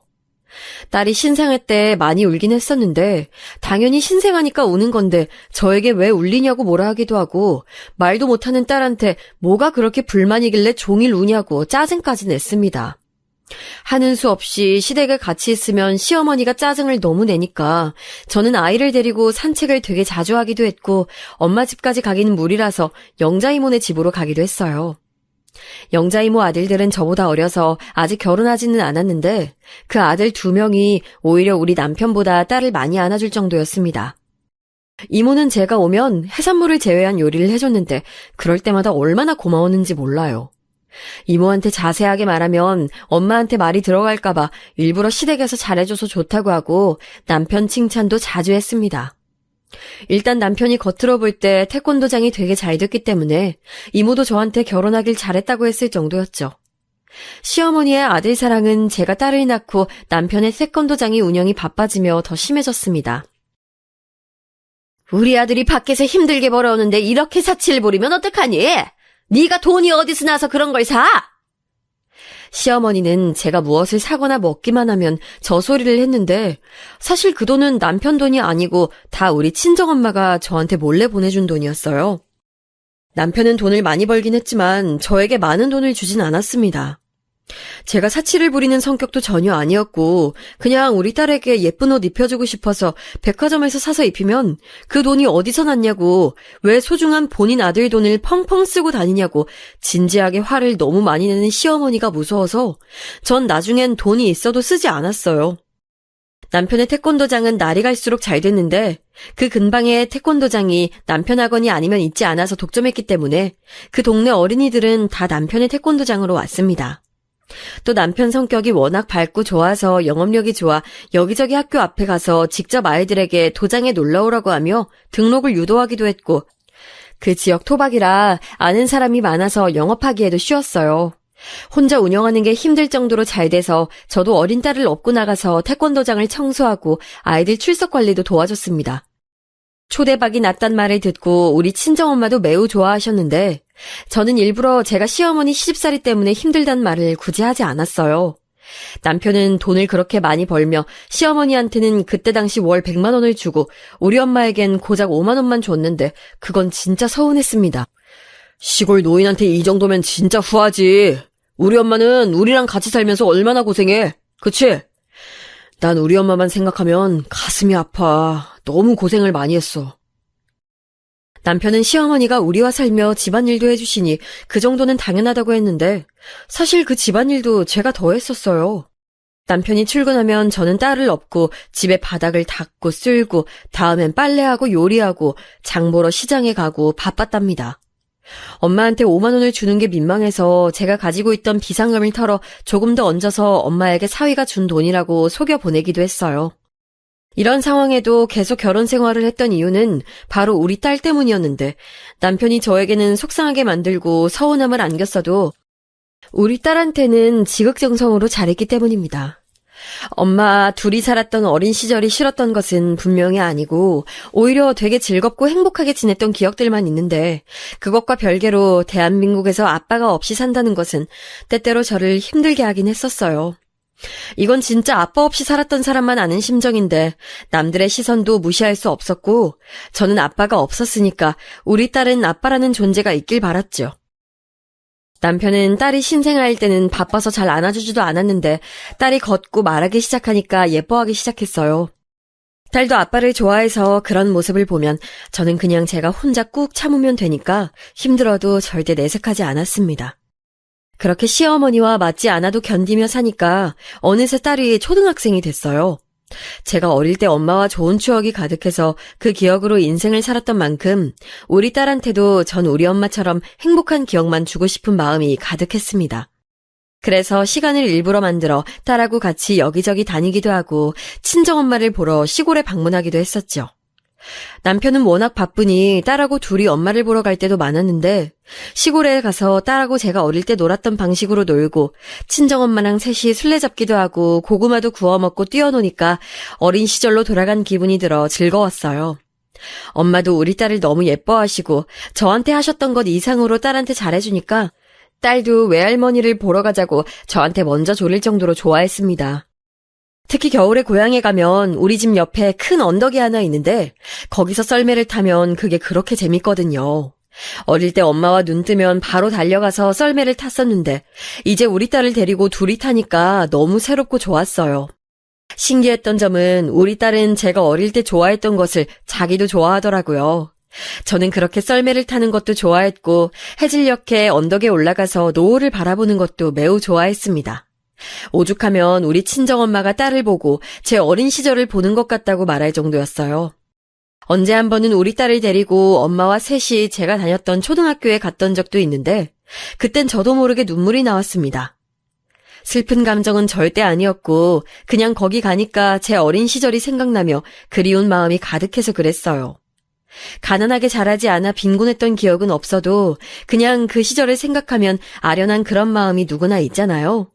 제가 좋아했던 철봉이 그대로 있었는데 딸이 그걸 보고 저와 같이 달려가서 매달리는 것을 보니 뭉클한 마음이 들었습니다. 그러면서 어릴 땐 몰랐던 감정도 알게 됐는데 초등학생인 딸을 보니까 저를 그렇게 학교에 보내고 혼자 학교에서 제 수업이 끝나길 기다렸던 엄마는 도대체 어떤 생각이었을지 궁금했어요. 엄만, 내가 학교에서 수업 받을 때 혼자 어땠어? 안 외로웠어? 몰래 교실 너머로 훔쳐보거나 혼자 놀았지. 외롭진 않았고 그냥 즐거웠어. 고요하고 적적하니 딱 좋아서 책을 읽기도 했고. 이상하게 저는 고향에 갈 때는 남편과 같이 가는 것보다 딸하고 둘이 가는 게 훨씬 좋았습니다. 평소엔 남편이 저한테 별로 관심이 없으면 서운했는데 고향에 갈 땐 같이 가자고 하는 남편을 오히려 제가 떼어놓고 올 정도였어요. 시어머니가 저를 힘들게 해도 고향에 다녀오면 금세 마음이 괜찮아졌습니다. 시어머니는 심지어 명절에도 해산물 요리만 하셨는데 제가 먹을 게 없으니 안 먹거나 과일만 옆에서 먹고 있으면 오히려 친척들이 저 먹으라고 밖에서 고기를 사오고 집에서 전을 만들어 오실 정도였죠. 남편은 알레르기에 대해 깊게 생각하는 사람이 아니라서 제가 해산물을 먹지 못한다는 것을 심각하게 생각하지 않았어요. 이건 근데 본인이 철도 씹어 먹을 사람이고 가리는 거 없이 모든 음식을 다 잘 먹어서 그렇게 생각하는 것 같았습니다. 시댁에선 그리고 마음이 불편하니까 뭘 잘 못 먹었는데 고향에만 가면 자꾸 계속 뭘 집어먹으니까 딸이 어느 날은 눈을 동그랗게 뜨고 저에게 엄마가 그렇게 많이 먹는 걸 처음 본다고 말할 정도였어요. 가끔 딸을 데리고 영자 이모네 집에 놀러 가기도 했는데 이모는 아들밖에 없었고 그 아들 형제가 다 결혼했기 때문에 제가 놀러 가면 그렇게 반기셨습니다. 특히 우리 딸을 되게 예뻐하셔서 갈 때마다 딸이 좋아하는 고구마 마탕도 만들어주셨어요. 시어머니는 우리 딸이 아들이 아니라고 별로 예뻐하지도 않아서 딸은 우리 친정엄마를 보러 가거나 영자 이모를 보러 가는 것을 그렇게 좋아했습니다. 사실 저는 시어머니가 딸을 나중엔 예뻐할 줄 알았는데 그건 너무나도 저의 큰 착각이라는 것을 살면서 알게 됐어요. 남편도 저도 외동이라 우리는 애초에 결혼 전에 사귈 때도 꼭 2명 이상 낳자고 했는데 자식 계획이 계획대로만 되는 건 아니잖아요. 저는 마음 같아선 아이를 3명은 낳고 싶었고 남편도 태권도장에서 아이들을 항상 보니까 형제자매는 많을수록 좋다고 제 뜻에 동의해 주었습니다. 그런데 전 너무 불행하게도 딸이 초등학생 때 아이를 가지긴 했었는데 유산을 하게 됐어요. 차라리 넘어지거나 큰 충격으로 인해서 유산한 거면 이유라도 알 텐데 그것도 아니었고 자연유산이었습니다. 그냥 하루아침에 몸이 이상하고 하혈을 자꾸 하길래 산부인과에 갔더니 저에게 유산했다는 충격적인 소리를 해서 한동안 너무 힘들었어요. 시어머니는 속상한 제 속도 모르고 이번엔 아들인 것 같았는데 유산했다고 대놓고 아쉬워했습니다. 본인이 꿈에서 금돼지가 달려오는 꿈을 꿨는데 이건 아무리 봐도 아들 꿈이라고 저보고 왜 몸 관리를 제대로 안 했냐고 막말을 하기도 했었죠. 제가 아무리 참고 산다고 해도 저 말을 듣고는 참을 수가 없어 딸을 데리고 시골로 갔었어요. 들었던 말을 사실대로 다 말하면 엄마가 속상해하니까 그냥 유산으로 아이를 잃어 너무 삶이 힘들고 견디기 어려워서 왔다고 둘러댔습니다. 저는 성별 상관없이 꼭 아이를 많이 가지고 싶어서 아이를 잃었다는 게 속상했는데 엄마는 그런 저를 옆에서 위로해 주셨어요. 남편도 저처럼 속상해했고 그 뒤로도 아이를 가지려고 시도를 많이 했는데 유산 여파가 컸던지 아이가 생길 기미가 보이지 않았습니다. 번번이 실패하고 아이가 더 생기지 않으니 시어머니와 갈등을 나날이 갈수록 깊어졌고 남편과 저는 결국 그냥 새로 아이를 가지는 것을 포기하게 됐습니다. 제가 거기에 너무 신경 쓰느라 스트레스로 몸이 많이 안 좋아져서 두통도 심해지고 신경통으로 살이 많이 빠지니까 엄마와 영자 이모도 제 걱정을 너무 하셔서 그만 걱정하게 해드리고 싶었죠. 또 이미 태어난 딸이 있으니까 딸과 이대로 행복하게 살면 되겠다고 생각했습니다. 딸이 점점 크며 저는 남편에게 분가하는 게 어떠냐고 물었는데 남편은 반기지 않았어요. 시어머니랑 사는 것이 당연히 본인은 좋으니까 당연히 같이 살고 싶었겠죠. 그런데 저는 시어머니와 사는 것이 점점 가면 갈수록 힘들더라고요. 시어머니도 나이가 더 들면 고집이 세지고 본인 말이 다 맞다 하며 고수하니까 저와 맞지 않았습니다. 그런 걸 바로 옆에서 본 남편은 오히려 시어머니를 두둔했어요. 혼자 남편을 키우느라 얼마나 고생이 많았는데 옛날 사람이니 저보고 이해하라고 했습니다. 그러면서 시어머니에게는 용돈을 그렇게 자주 주면서 우리 엄마는 어차피 혼자 시골에서 사니까 굳이 돈을 주지 않아도 된다고 하더라고요. 제가 앞서 말했듯 저는 절대 가난하게 자라지 않았고 오히려 엄마가 비상금을 주실 정도로 엄마는 여유 있었는데 그래도 어느 순간 괘씸한 마음이 들더라고요. 우리 엄마도 나 혼자 키웠고 시골에서 돌보느라 애썼는데 왜 자기 엄마만 숭고한 희생정신이 있는 엄마로 인정하고 우리 엄만 손쉽게 저를 키운 것처럼 말하는지 미운 마음이 들었습니다. 신혼 때야 콩깍지가 있기도 했고 아이에게 아빠라는 존재를 꼭 있게 하고 싶은 마음이 커서 그땐 몰랐는데 시간이 지날수록 저도 이상한 마음이 들었습니다. 그러다 빵 터진 계기가 있는데 남편이 태권도장에 다니는 학생의 엄마와 바람이 났어요. 무려 이 사실을 저는 딸의 입에서 듣게 됐는데 갑자기 딸이 자기 친구 민수 엄마랑 우리 아빠랑 단짝이냐고 묻는 거예요. 그게 무슨 말이야? 단짝이라니? 아영이 뭐 본 거 있어? 우리 아빠랑 민수 엄마랑 손잡는 거 봤어. 이상해. 민수도 나한테 우리 아빠랑 자기 엄마 친구냐고 물어봤어. 딸의 말을 듣고 몰래 태권도장에 불시에 갔더니 진짜 민수 엄마가 있더라고요. 민수는 저도 아는 아영이 친구였는데 아빠가 없어서 생활이 어렵다고 알고 있었습니다.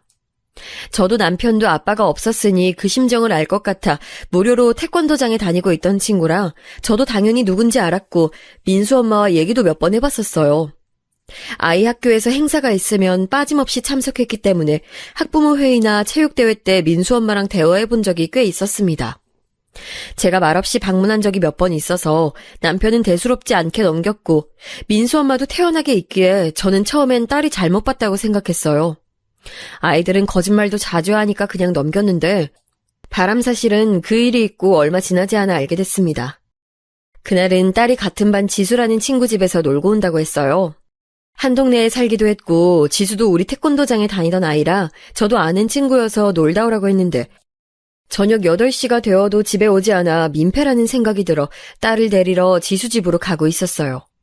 혼자 길을 걷고 있었는데 지수네 집은 태권도장을 지나쳐가기 때문에 가는 길에 남편에게 들려서 같이 가자고 해야지 생각하고 태권도장에 올라갔는데 거기서 저는 너무나도 충격적인 장면을 목격하게 됐습니다. 아니 글쎄 민수 엄마가 남편하고 둘이 장난을 치며 태권도장을 청소하고 있더라고요. 그런데 둘이 막 손도 잡고 끌어안는 것도 보니까 누가 보면 제가 아내가 아니고 민수 엄마가 아내인 것으로 착각할 정도로 친해 보였습니다. 진짜 바보 같은 건 그걸 보고도 그냥 아무 말도 못하고 내려왔던 저예요. 여러분은 이런 제가 답답하실 텐데 막상 저런 모습을 보면 충격이 커서 말이 나오지 않더라고요. 물론 당장 가서 머리채를 잡는 사람도 있겠지만 제 성격상 그게 되지 않았습니다. 그리고 그냥 너무 속상한 마음이 들었어요. 그렇게 지수 집에 가지도 못하고 혼자 놀이터에서 엉엉 울며 앞으로 어떡하지 생각하는데 그냥 하염없이 엄마가 보고 싶었습니다. 나이 먹고 이게 무슨 일인가 싶으면서도 엄마를 보면 안정이 될 것 같았어요. 하지만 그땐 이미 저녁 늦은 시간이라 버스도 끊겼고 무엇보다 이렇게 엄마를 보러 가면 엄마는 분명 제 걱정을 하실 게 분명하니까 꾹 참았습니다. 그리고 집으로 가는데 도저히 발걸음이 떨어지지 않았고 결국 제가 도착한 곳은 영자 이모의 집이었어요. 이모는 제 표정을 보고 무슨 일 있냐고 물어봤고 전 이모에게 울며 신혼 때부터 있던 일을 쭉 말해줬습니다. 이모는 들으며 너무 화가 난다고 중간에 제 말을 끊고 밖에 나가 바람도 쐬고 오기도 하고 찬물을 연거푸 들이키며 제 말을 들었어요. 저는 그런데 말을 하면서 이상하게 차분해지며 상황 정리가 됐습니다. 차분한 마음과 달리 착잡한 마음도 있었는데 바로 제 앞날에 관한 것이었어요. 저는 대학을 졸업하고 바로 딸을 임신해서 남편과 결혼했기 때문에 당장 이혼하게 되면 생활비도 없었고 직장도 가질 수 없었기 때문이에요. 그 원망의 화살표는 남편에게 향했는데 왜 바람을 피워서 이 사단을 만든 건지 너무나도 원망스러웠습니다. 그런데 제가 이 말을 하니까 이모는 굉장히 이상한 표정으로 저를 바라봤어요. 아니, 지금 무슨 소리를 하는 거야? 네 엄마 땅 부자잖아. 고향집 주변 땅 다 네 엄마 명의야. 얘가 지금 왜 이래? 아이 사람 놀리니? 이모, 그게 무슨 말이에요? 아유, 네 엄마가 말 안 했어? 네가 나온 초등학교 동네부터 네가 살던 집 주변 땅 다 네 엄마 명의야.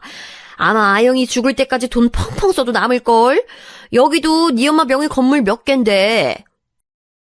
저는 진짜 태어나서 처음 듣는 소리라서 울던 것도 멈추고 영자 이모에게 물어봤는데 영자 이모는 오히려 이제껏 몰랐냐고 우리 엄마가 어릴 때부터 유명한 부자였다고 했습니다.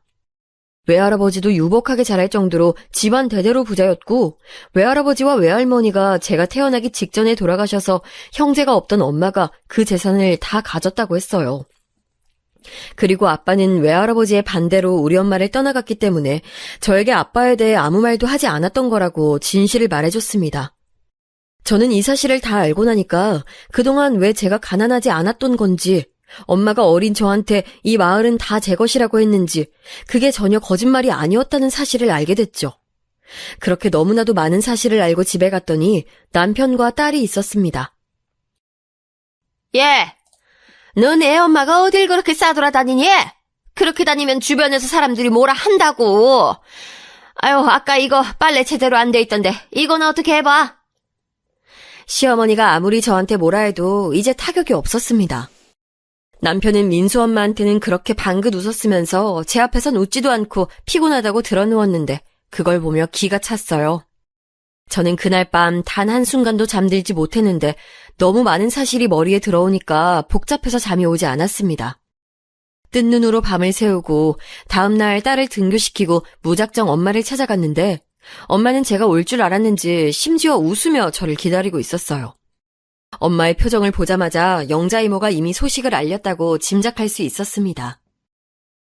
엄마, 왜 그동안 나한테 숨긴 거야? 나 진짜 어제 이모한테 듣고 황당해서. 내가 언제 숨겼어? 너한테 어릴 때부터 이 동네 다 네 거라고 했던 거 잊었니? 그거 항상 거짓말이라고 했잖아. 난 그것도 모르고 이혼하면 어떻게 살지 무서워서. 말하다 보니까 갑자기 서러움이 몰려와서 저는 엄마 앞에서 주저앉아 엉엉 울었어요. 엄마는 그런 저에게 그런 거지 같은 집안의 남자와 결혼한다고 했을 때 말해줄까 하다가 제가 스스로 깨닫기를 바라서 이 순간만을 기다려왔다고 했습니다. 우리 엄마지만 진짜 특이하고 대단한 사람이에요. 엄마한테 전 집에 가서 신혼 때부터 당했던 시집살이를 말하니 엄마는 왜 빨리 말하지 않았냐고 뭐라 하기도 하셨죠. 엄마는 그리고 그날 저녁에 저를 따라 도시로 넘어왔습니다. 그리고 저를 데리고 태권도장으로 갔어요. 제가 엄마와 등장하니까 남편은 놀란 표정을 지었습니다. 엄마는 그런 남편에게 그냥 잠깐 왔다고 하며 흘리듯이 말했습니다. 이번에 건물 새로 산 게 있는데 그거 보러 왔어. 정사방은 계속 수업해. 엄마의 말을 듣고 남편은 저한테 몰래 와서 장모님이 돈이 어디에 있어서 건물을 샀냐고 묻더라고요. 저는 우리 엄마 원래 돈 많은데? 말하고 엄마와 같이 도장을 나와 영자 이모네 집으로 가서 신나게 저녁도 먹고 기분 좋게 술도 마시고 집에 왔는데 생전 저를 기다린 적 없던 남편이 집 앞에서 저를 기다리고 있었습니다. 엄마는 그날 영자 이모네 집에서 자기로 해서 저를 데려다 주러 엄마가 옆에 같이 있었는데 남편은 엄마를 보자 환하게 웃으며 우리에게 달려왔어요. 아유, 장모님, 왜 이렇게 늦게 오셔요? 제가 용돈 드리려고 준비했어요. 이거 받으세요.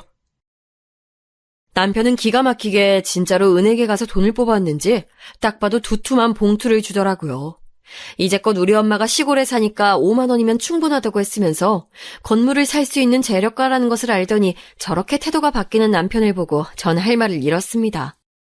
하지만 엄마는 이미 제가 남편의 바람과 시어머니의 시집살이를 다 말해서 알고 있었기 때문에 싸늘한 표정으로 남편에게 말했어요. 정서방, 이미 늦을 대로 늦었어. 당장 이혼이나 해. 그리고 내가 샀다는 그 건물, 그거 당신 태권도장 건물이야. 저도 몰랐던 사실인데 진짜로 엄마는 건물 시세보다 높은 가격의 건물을 샀더라고요. 하얗게 질린 얼굴의 남편에게 엄마는 그냥 순순히 이혼 도장이나 찍으라고 말하고 시댁에 들어가서 시어머니에게 그동안 내 딸 괴롭혔던 거 후회하게 될 거라고 하고 우리 딸을 데리고 나왔습니다. 저는 엄마가 타인에게 그렇게 대하는 걸 태어나서 처음 봤는데 어찌나 통쾌했는지 몰라요. 그렇게 저는 남편과 이혼했고 그 과정에서 시어머니의 항의 전화가 몇 번 왔지만 엄마가 건물주한테 그렇게 말하면 당신 어들이 어떻게 될까 했더니 다시는 전화가 오지 않았습니다. 남편은 잘못했다며 손발을 싹싹 빌고 무릎 꿇고 저한테 얼마나 빌었는지 몰라요. 그래도 바람 피웠던 게 없어지는 게 아니니까 저는 이미 정이 털릴 대로 털려서 그대로 이혼 도장을 찍었습니다. 딸이 상처받을까봐 그게 제일 두려웠는데 예상외로 딸은 자기는 이혼해도 상관이 없다고 저한테 그러더라고요. 나 엄마가 행복한 게 좋아. 엄마랑 외할머니랑 이렇게 행복하게 평생 살래. 해맑게 외치는 딸을 보고 엄마는 역시 우리 손녀라고 좋아하셨죠.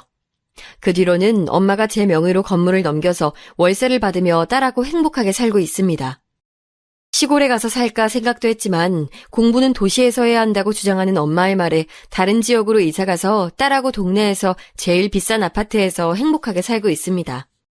주말엔 엄마를 보러 딸하고 가는데 시간이 지날수록 여자 셋이 모여서 대화하는 게 어찌나 즐거운지 모르겠어요. 가끔은 영자 이모도 같이 가는데 같이 한 방에 모여서 수다 떨다 자연스럽게 잠들고 일어나서 같이 라면을 먹고 마당에서 토마토도 키우면서 즐거운 생활을 하고 있습니다. 딸한테 아빠라는 존재를 알려주고 싶어서 참고 살았던 건데 딸은 오히려 제가 있으면 상관없다고 하더라고요. 그 말을 들으니 제가 어릴 때도 엄마만 있으면 세상에 무서울 게 없던 시절이 떠올랐습니다. 아직도 저한테 소중한 추억으로 남아있는 엄마와의 어린 시절은 제가 이렇게 딸을 키울 수 있는 원동력이에요. 제 사연은 여기까지인데 재밌게 들어주셔서 감사합니다. 살다 보니까 진짜 부모의 사랑만큼 대단한 게 없더라고요. 여러분도 부모님과 자식들과 행복한 인생 사시길 바라요.